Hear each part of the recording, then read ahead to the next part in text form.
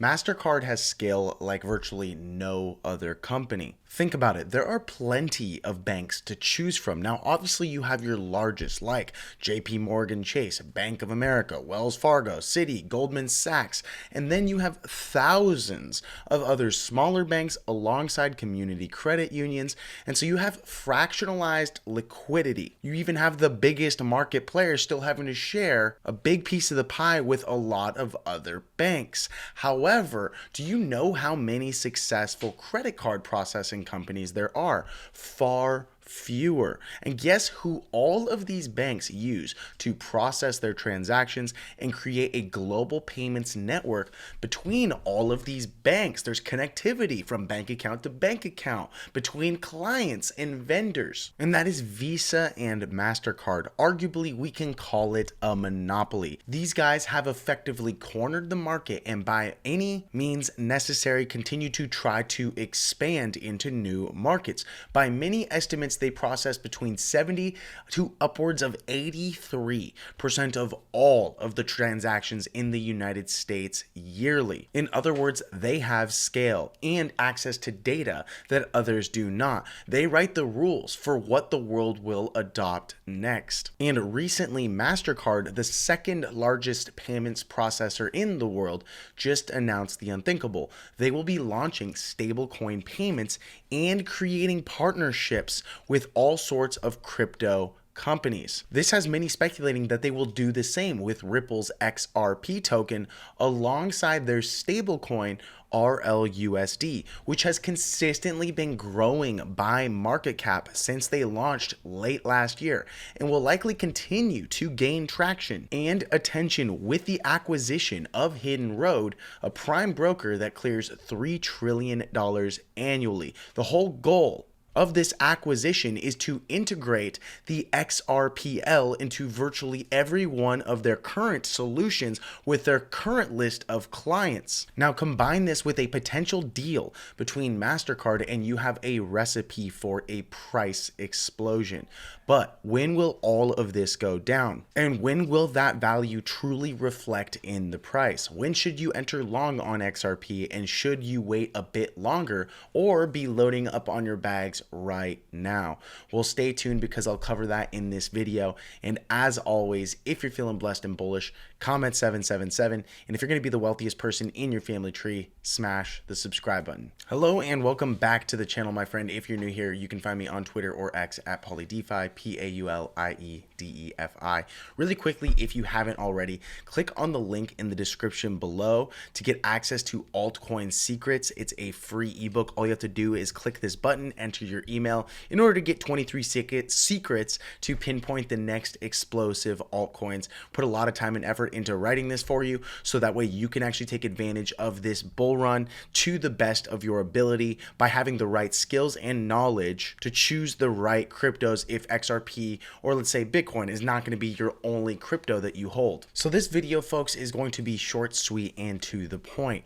As of recently, and we're talking today, it's been making headlines that Mastercard is going to launch a stablecoin payment support via their partnerships with major crypto companies. Keyword: major crypto companies. OKX is a very large exchange, and I think they already currently have that partnership. But here is the key phrase inside of this article. Let me go ahead and highlight it for you.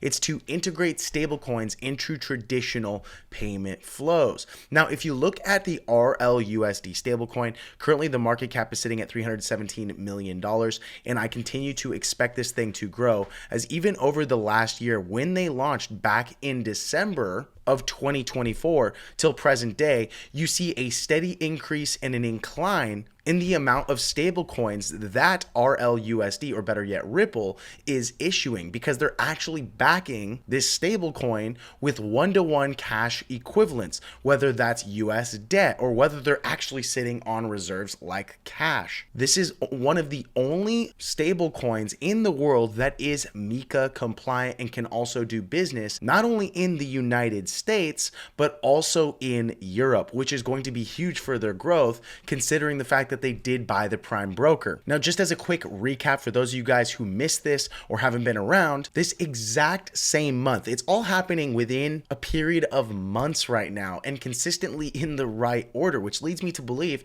Mastercard is likely going to partner with Ripple through one of their subsidiary companies, or even just directly, and integrate the RLUSD stablecoin as it gains more and more traction and demand through their FINRA broker-dealer licensed company, Hidden Road. This is a prime broker that clears $3 trillion per year, and this was the largest acquisition of its kind in all of crypto history. Ripple is making the right moves, and it looks like Mastercard is also doing the same thing as they see stablecoins consistently becoming more and more mainstream and adopted. Matter of fact, even the Fed and Jerome Powell came out and said stablecoins are likely going to continue to grow, and now banks are going to be able to bank crypto and stablecoins. So Mastercard knows what comes next. They have to get on board or get left behind. Mastercard's chief product officer, Jordan Lambert, said, "We believe in a potential of stablecoins to streamline payments and commerce across the value chain.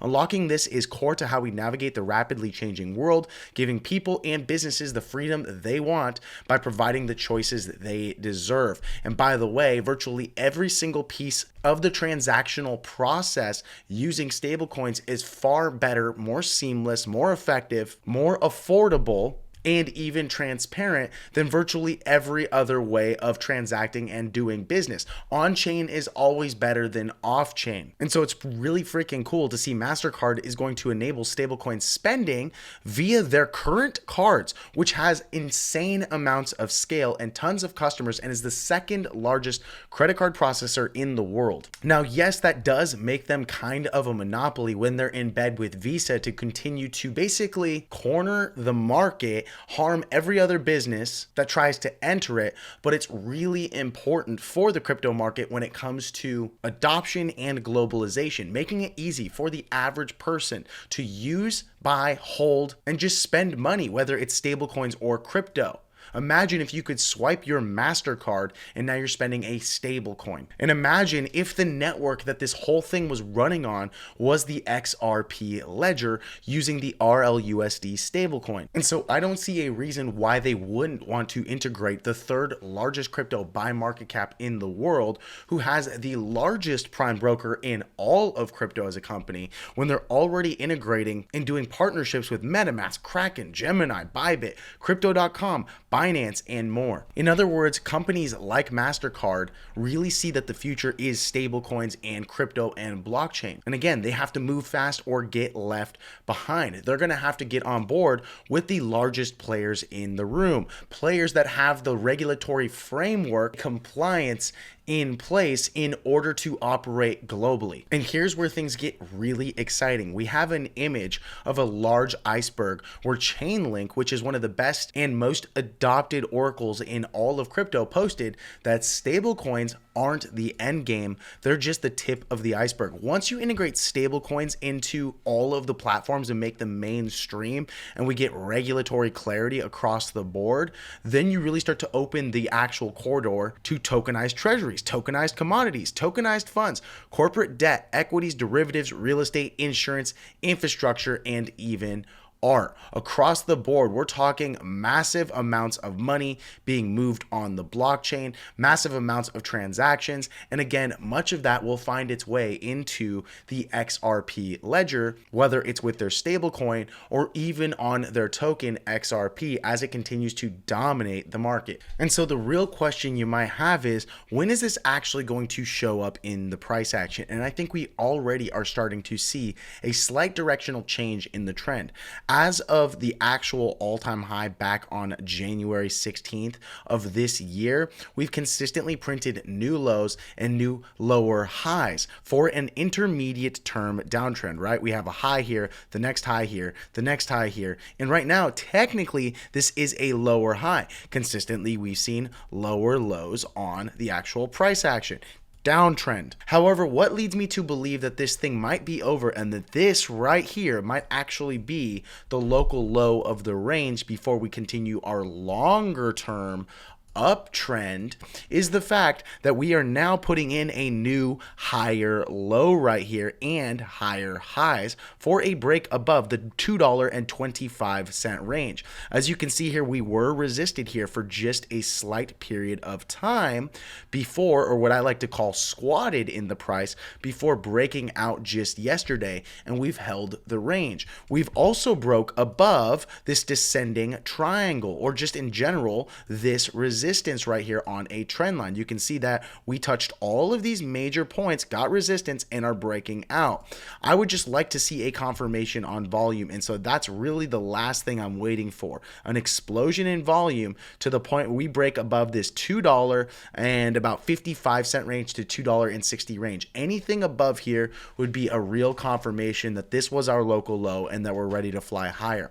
What worries me, or leads me to believe that we might not be out of the woods just yet, is the fact that, again, Bitcoin has been squatting, and the fact that this is our 618 retrace and could potentially be our next retrace or move up before the next leg down for newer lower lows. I'm not saying that we're actually going to see new lows, but I'm being cautious, and I'm only going to add when Bitcoin breaks down back to about $88,000 to $86,000. That's where I'm going to add to all of my positions, and that includes across the board on all cryptos. If Bitcoin does break down to, let's say, 86,000, it's possible that XRP comes back down to that $2.15 range to put in a double bottom right here, and this is where I would likely add to a position. But again, you want to practice caution, because any breakdown below the lows right here at $2 is likely taking us lower and arguably down to that 150 target. Now, with all of this positive news, how is that even possible? Listen, I'm not in charge of all the money.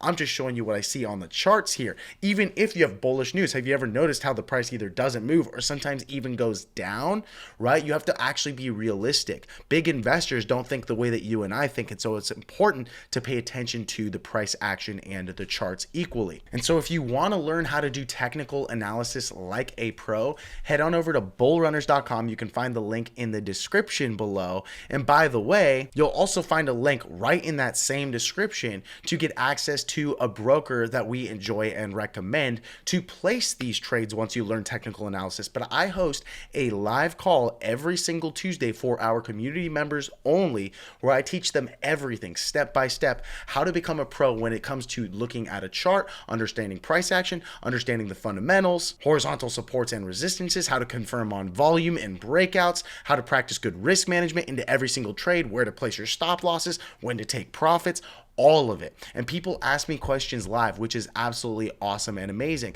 The price is literally only $97 a month, and we have like 1,000 members that are paying and happy to be here because the value is bar none some of the best in the game. We have a library of courses and classes you can consistently take for continued education across the board. We have altcoin picks from our professional team of DeFi researchers and analysts. We do the technical analysis stuff. We have DeFi yields and airdrop alerts. But what I get really excited about is some of the actual yields that we share inside of this group more than make up and pay for the $97 a month. So essentially it becomes free just on the interest you're earning every single month. In other words, one of our members and analysts was even just sharing how he put $7,800 into one of these pools, and the average monthly yield was $800 at a 123% APY. Now that is going to range. It's not always going to be 100% consistent, but it is really safe and effective when you're in the right pools, which we teach you how to do. So he's more than making up for literally the $97.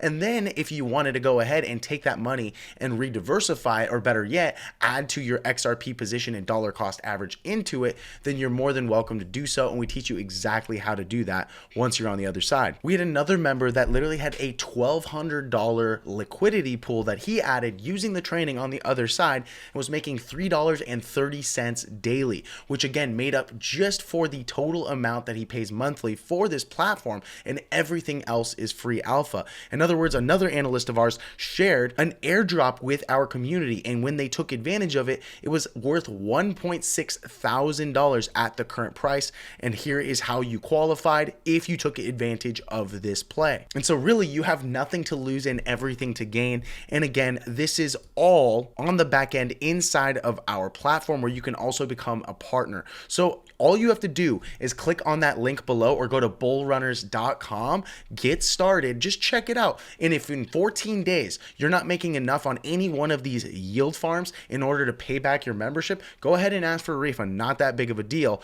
but the library is truly endless and always growing, and the live calls are more than valuable enough to pay for your membership. And I can stand by that because I'm hosting some of them. That said, here is a full list of consistently being, and that's being added to consistently, I should say, of the how-tos on when to take profit, on when to sell, your checklists, the psychology, how to avoid getting rubbed, and even narratives and breakdowns. So again, if any or all of that sounds interesting to you, head to bullrunners.com, check out the link in the description below. Thanks so much for watching the video, my friend. Be sure to subscribe to the channel, and I will see you in the next video. Goodbye.